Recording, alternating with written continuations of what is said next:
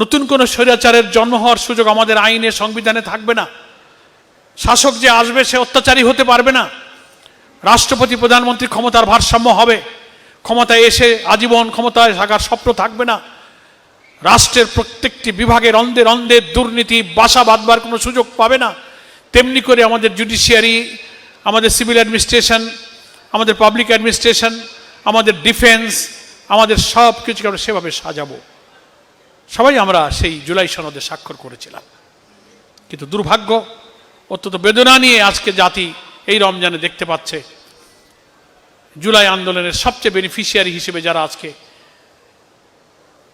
Election engineering এর মধ্য দিয়ে যারা ক্ষমতার মসনদে বসলেন, কিভাবে জাতিকে বিস্মিত করে সেই জুলাই সনদকে অস্বীকার করে জুলাই সনদকে এড়িয়ে চলার মতো একটা সর্বনাশা পথে তারা যাত্রা শুরু করেছেন।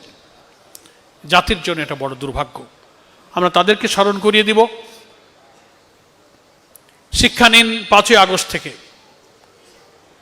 ক্ষমতায় একবার উঠলে পরে আজীবন ক্ষমতায় থাকার যে দাম্ভিকতা, অহংকার, প্রতিপক্ষের উপরে যে আক্রোশ, রাজনৈতিক ভিন্ন মতের উপরে যে প্রতিহিংসার আগুন জ্বালিয়ে আজীবন ক্ষমতায় থাকার স্বপ্ন বিপ্লবী ছাত্র জনতা কি করে খান খান করে দেয়, 5ই আগস্টের দিকে তাকিয়ে তার থেকে শিক্ষা গ্রহণ করুন। এখনো ফিরে আসার সময় আছে।